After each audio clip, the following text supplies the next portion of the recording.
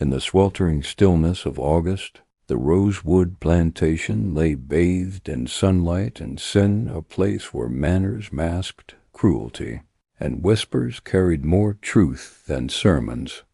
The white-columned house stood proud on a hill overlooking the cotton fields, its beauty as deceptive as the perfume of a corpse flower.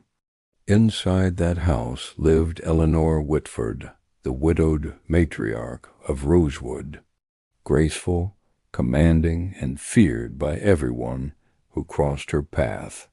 Once celebrated for her charm and intelligence, Eleanor had grown into a woman of contradictions, part steel, part sorrow. She kept her wealth, her pride, and her secrets guarded like fine china.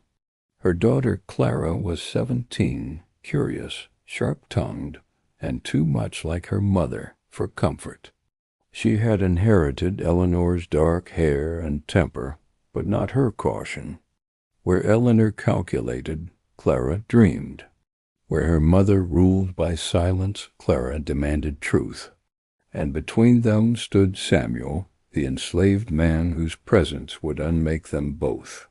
He was known among the slaves as the carver for his skill in woodwork, for the way his hands could turn broken timber into art. To the Whitfords, he was simply the boy from the workshop. But to the women of Rosewood, Samuel was something else entirely, a quiet, steady figure whose eyes carried a weight that drew attention and fear in equal measure. What began as glances turned to words.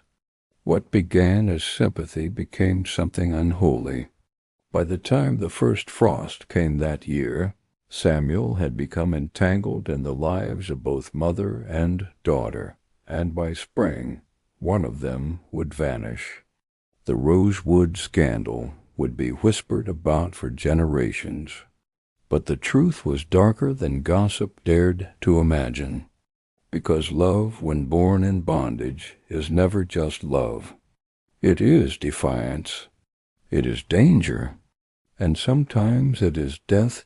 Eleanor Whitford's roses bloomed brightest in the heat. She often said they thrived on pain, the way roots took better hold in hard soil. Every morning before breakfast, she walked the garden paths with her silver shears, pruning the buds herself while the rest of the house still slept. From her porch she could see the fields beyond the trees, the white cotton like ghosts rising from the earth. The sight used to comfort her, a reminder of her late husband's empire. But now, at 41, it only filled her with weariness. The plantation was her cage as much as it was anyone's. The first time she noticed Samuel, he was fixing a gate near the stables. His back was bare, slick with sweat, his body corded with strength. He didn't notice her watching, or perhaps he pretended not to. Something about his stillness unsettled her. That night she dreamed of her husband, cold, cruel, and silent as he had been in life. She awoke in a sweat, feeling an ache she hadn't allowed herself in years. When she looked out her window, she saw Samuel walking back toward the quarters under the moonlight. She told herself it was only curiosity. But curiosity soon became an excuse. Over the next weeks, she found reasons to summon him, to mend a broken stair, to repair the parlor's shutters, to fix the latch in her garden gate. Each time she lingered longer than necessary, asking him questions she had no right to ask. "Where did you learn to carve?" "My father, ma'am." "Your father was a craftsman?" "Yes, ma'am, before." He didn't finish the sentence. He didn't have to. Eleanor was not a woman accustomed to silence, but around Samuel she found herself lost in it. He spoke little, yet everything he said seemed to hang in the air. One afternoon, she caught her reflection in the mirror as he worked, the faint color in her cheeks, the quickness of her breath, and hated herself for it. But she didn't stop. Then came Clara. Her daughter had returned early from finishing school in Savannah, bringing with her laughter, mischief, and a curiosity that reminded Eleanor too much of her younger self. The house came alive again with her presence. Yet with her return came danger.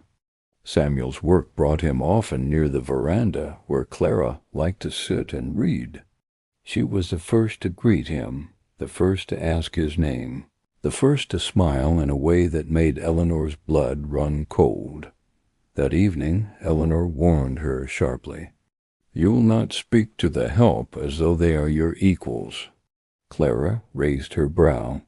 "He's not the help, Mother. He's a man." Eleanor's hand trembled as she set down her wine-glass. "And a slave, Clara. Never forget that." But as she said it, her throat burned because she was the one who already had. The house soon became heavy with unspoken things.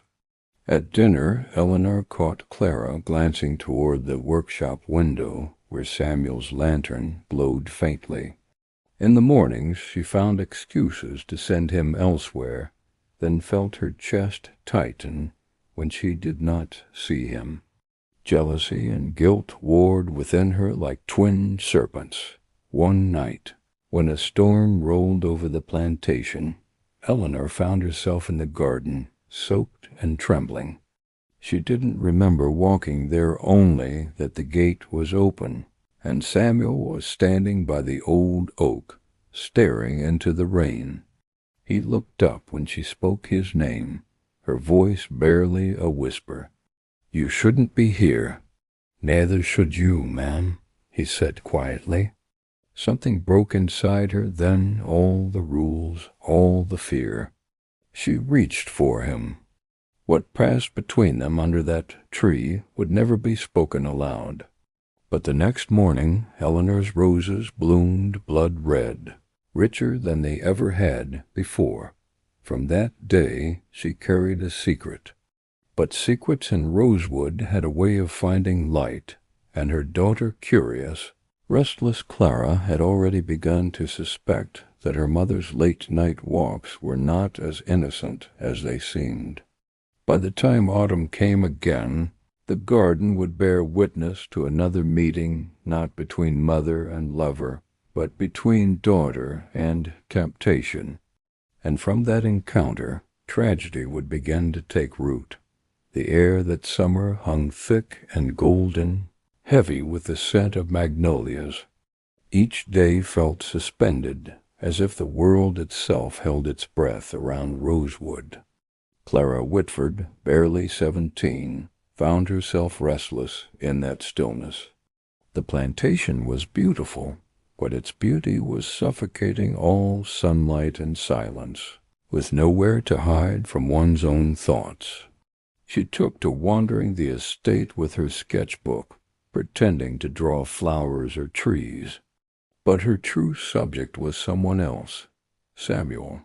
She had first noticed him from her bedroom window, hammering a beam near the west veranda.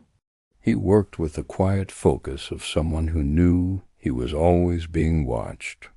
His movements were measured, his head slightly bowed, but there was a grace in the way his hands moved.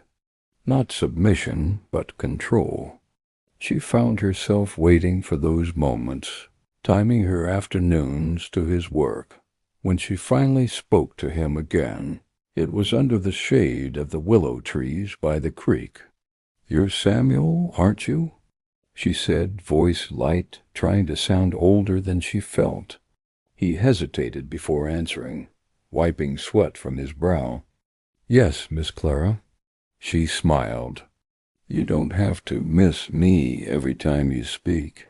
I'm not my mother." He didn't return the smile. "No, ma'am. But you're her daughter." There was something in the way he said it respectful, but edged with warning. Clara tilted her head. "Do you fear her that much?" He looked away toward the fields. She's not a woman to cross. Her curiosity flared. And yet, I think she trusts you. She's sent you for everything lately. The parlor, the garden, even her own room. For a moment his hands froze. Then he said softly, I do what I'm told.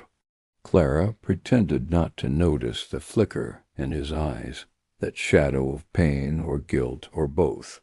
But inside her heart quickened. Something in his silence drew her closer than any confession could have. That night, Clara couldn't sleep. She thought of her mother's warnings, of Samuel's voice in the rain, of the strange tension that had settled over the house since her return. It was as if invisible strings bound the three of them together, tightening with each passing day. The next morning, she went down to the workshop under the pretense of needing a picture frame repaired. The scent of cedar filled the air. Samuel was there, shirt loose, sleeves rolled up, his hands tracing a half-carved figure, a bird in flight. You carved that? She asked. He nodded. Started it months ago. Never finished. It's beautiful, she murmured, running her fingers along the wing. He turned sharply. Don't. You'll get a splinter. Clara smiled. You care? He met her gaze for the first time, really met it, and for a heartbeat, the distance between them vanished. But then he stepped back, the spell broken. You should go, Miss Clara. Your mother. My mother is resting, she interrupted. And you can say her name if you wish. You know it well enough. Samuel's jaw tightened. You don't know what you're saying, don't I? The words lingered between them, dangerous and alive. Then Clara laughed soft and breathless and left the workshop before he could reply. That evening at dinner, Eleanor noticed the color in her daughter's cheeks. You've been out again, she said. Where this time? The workshop, Clara answered simply. Eleanor's hand stilled mid-motion. For what reason? I wanted to see his carvings. Her mother's fork struck the plate with a metallic sound. You will not spend time alone with him? Do you understand? Clara set her jaw. Why not? Because it is improper, Eleanor said sharply. Because he is a slave. But you treat him differently, Clara said quietly. You trust him, Mother. More than anyone. Eleanor's eyes darkened. Enough, Clara. The girl rose from her chair, fire flashing in her eyes. You can lie to yourself, but don't lie to me. Eleanor's hand trembled, but she said nothing. The room felt suddenly too small, the air too tight. When Clara left the table, the widow pressed her hands to her face. Fighting the tears she refused to let fall. Clara did not stay away. The more her mother forbade it, the more determined she became. She sought Samuel in hidden moments, at dawn when he fetched water from the well, or at dusk when the shadows grew long. She asked him questions no one else dared. What would you do if you were free? He looked up from the bucket, the question catching him off guard. I don't think about that. You must. He shook his head. Freedom's just a word when you got nowhere to go. She frowned. Then you'd stay here. Forever? Samuel's eyes lingered on her face, on the pale curve of her neck, the defiance in her gaze. Forever's a long time, Miss Clara. Weeks passed like that. Quiet exchanges, stolen glances. The housekeeper began to whisper. Servants traded knowing looks. Eleanor's temper grew brittle. She dismissed workers for the smallest mistakes. One afternoon, when Clara found the courage to visit the workshop again, Samuel wasn't there. Instead, she found something carved into the edge of his workbench, a small wooden locket, unfinished, with a rose engraved on one side her mother's favorite flower. The sight struck her like a blow. She held the carving in her palm, heart pounding. The truth she had suspected, feared, took shape before her eyes. That night she confronted her mother. Eleanor stood by the mirror, brushing her hair. When Clara entered, she met her reflection instead of her eyes. "Why didn't you tell me?" Clara's voice shook. "About him." Eleanor froze. "What are you talking about?" "Samuel." The brush fell from her hand. "You will not speak that name?" Clara stepped forward. "You loved him?" Eleanor turned then, her face pale as marble. "Whatever happened between us is finished. It means nothing." "Eh?" Clara's voice broke. "You say that, but it's not true. I see it every time you look at him." "Enough!" Eleanor shouted, the sound raw. But Clara only whispered, "You had him first." The silence that followed was unbearable. Eleanor sank into a chair, trembling. "You don't understand the danger, Clara. That kind of love destroys everything it touches." Clara's eyes glistened. "Maybe it already has." And with that, she fled out into the dark toward the edge of the fields, where Samuel's lantern still burned. The mother watched from the window, heart pounding with dread. She wanted to call out, to stop her, but her voice failed her.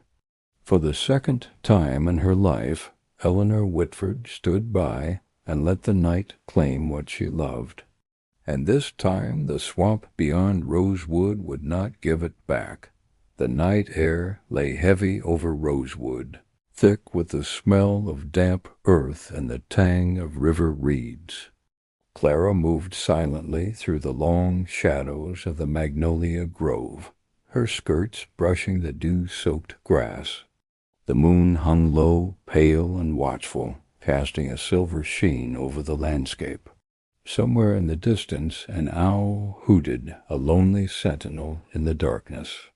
She held the small wooden locket in her palm, the rose carved into it warm against her skin. It was Samuel's work, left for her as a sign, a token of something neither her mother nor the world could understand.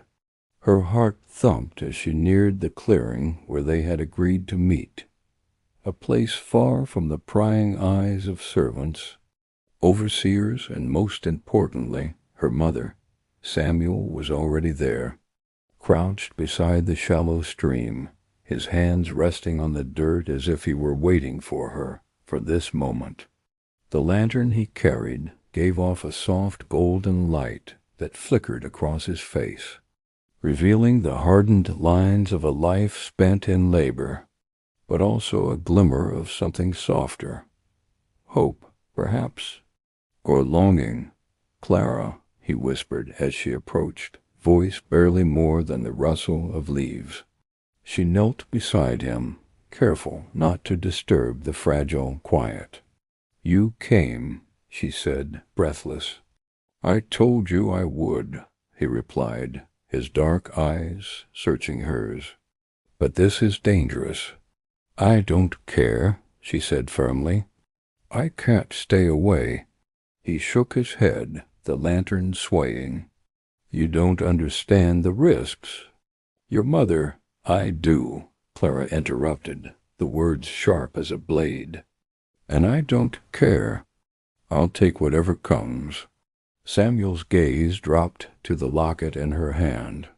"You have it?" She held it out. "You made this?" He nodded slowly. "I started it for her, for your mother, but it seemed right to give it to you instead." Clara's fingers traced the carved rose. "It's beautiful. You care for both of us, don't you?" He looked away, conflicted. "It's complicated. Your mother, she's my mistress, but you You're different." She leaned closer, feeling the warmth of him despite the cool night. "Then tell me what to do. Tell me how to be with you without her knowing." Samuel's hands trembled slightly as he reached for hers. "There's no way without danger. None. But we can try. We must try."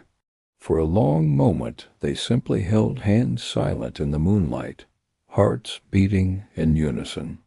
The world outside, the grove, the fields, the manor, the housekeeper's sharp eyes seemed to fade, leaving only them, bound by desire, fear, and the unspoken weight of secrets. But secrets have a way of unraveling. From the edge of the clearing, a rustle made them both freeze. Clara's breath caught in her throat. Samuel stiffened, his body tense. Another step deliberate and heavy, and the faint glow of a lantern pierced the shadows. Clara. Her mother's voice trembling with a mix of fury and something darker, possessiveness. Eleanor's figure emerged, the moonlight catching her pale, sharp features. "Clara Whitford," she said, her tone low, dangerous. "What do you think you're doing?" Clara's hand tightened around Samuel's. "Mother." Eleanor stepped closer, the lantern illuminating the hard gleam in her eyes. "You've gone too far this time. Do you have any idea what you've done?" Samuel rose, stepping slightly in front of Clara, though the stance was hesitant, protective. "Ma'am, Eleanor's voice was icy. "Do not speak to me." She turned her gaze to her daughter, sharp and unforgiving. "You have disobeyed me. You have defied every rule, every expectation I have set for you. And for what? A trinket? A secret meeting in the dark?" Clara met her mother's glare without flinching. "For him," she said simply, voice firm. "For Samuel." Eleanor's eyes narrowed, and her hand clenched the lantern so tightly that the light wavered. "You will leave him. You will leave this nonsense behind, or you'll do what?" Clara challenged. "Sell him again? Threaten him? You don't own my heart, Mother." A tense silence hung between them, the night pressing down like a living thing. Samuel's hand trembled as he reached for the locket, but Eleanor's gaze fell on it immediately. Recognition flashed in her eyes, and the color drained from her face. "You," she whispered, voice tight. "You gave her that? After everything?" Samuel stepped back, unsure, but Clara held the locket up. "He gave me this," she said, her tone defiant. "Not for you, Mother. For me." The fury in Eleanor's eyes ignited like wildfire. "You insolent girl. You dare defy me in my own home?" Clara's chest rose and fell rapidly. "I dare because I will not be afraid of love. Not any more. Not of him and not of you." Eleanor's lips curled into a dangerous, sharp smile. "So be it," she said softly, almost to herself. "If it must be, then the plantation will know the consequences of disobedience." She turned and left the clearing, her lantern bobbing against the darkness, leaving Clara and Samuel trembling in the moonlight. They watched her retreat, understanding without words that the night had changed everything. The risk had grown immeasurably, and the line between love and danger had blurred. Clara pressed the locket to her chest. "What now?" she asked. Samuel took a deep breath, his shoulders heavy with the weight of impossible choices. "Now we survive together, somehow." The swamp beyond the plantation whispered in the wind, a reminder that every secret has a price, and every love carries its own peril. And far away, in the dark halls of Rosewood, Eleanor Whitford began plotting a way to reclaim what she believed was hers by any means necessary.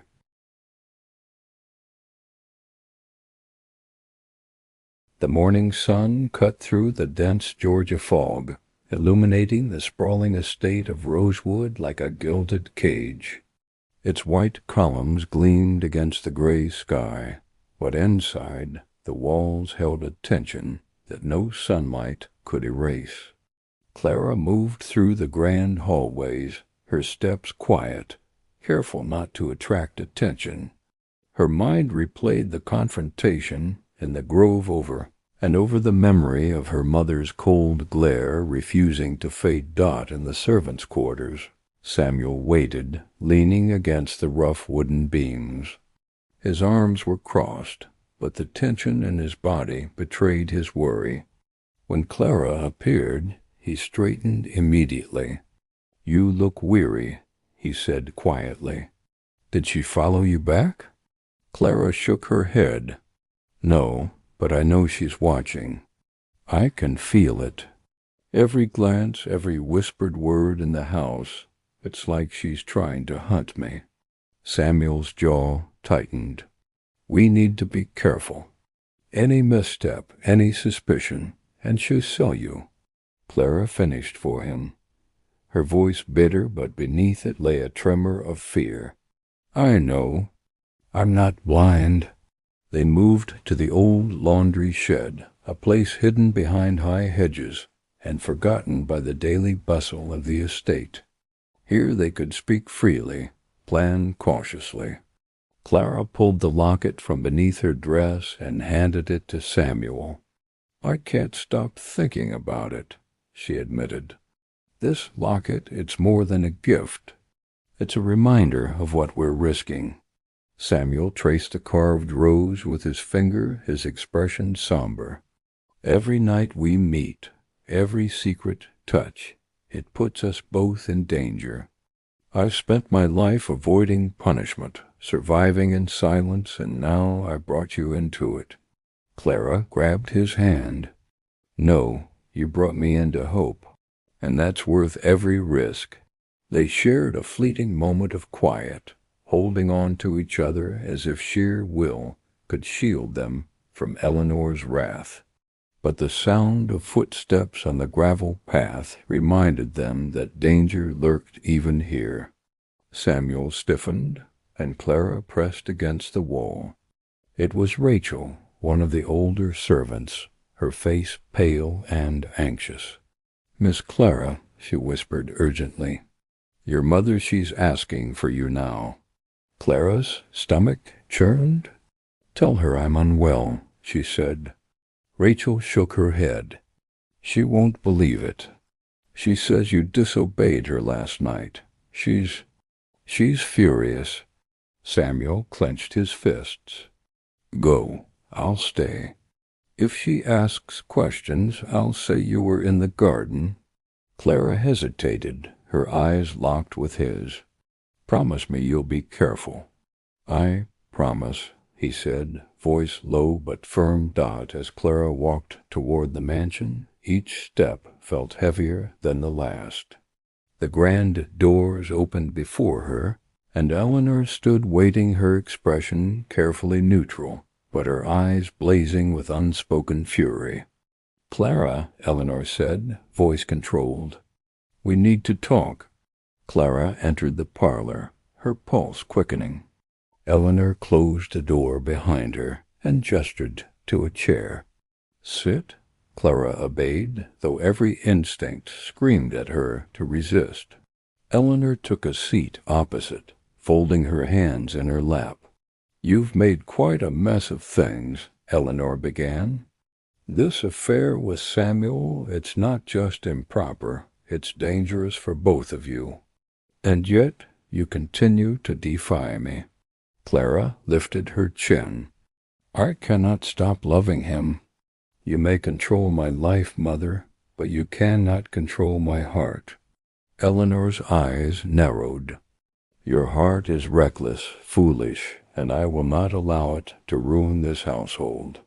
Do you understand me?" "Yes," Clara said, though her heart pounded with defiance. Eleanor leaned forward slightly. Good. Then understand this. If you cannot obey me, if you cannot put aside your foolish desires, then the consequences will be severe. Do not test my patience. Clara's hands trembled slightly in her lap. And if I cannot obey? Eleanor's smile was thin, predatory. Then you will see what disobedience truly costs. Clara rose, her stomach twisting with a mixture of fear and determination. I will not betray him. No matter what you threaten. Eleanor's expression darkened. So be it. Watch yourself, Clara. Every step you take, every glance you give him, I will know. And when the time comes, you will answer for it. Clara left the room, her head held high despite the fear curling in her chest. The hallways seemed longer, the shadows deeper, as though the mansion itself had become a labyrinth of suspicion. Back in the servants' quarters, Samuel waited anxiously.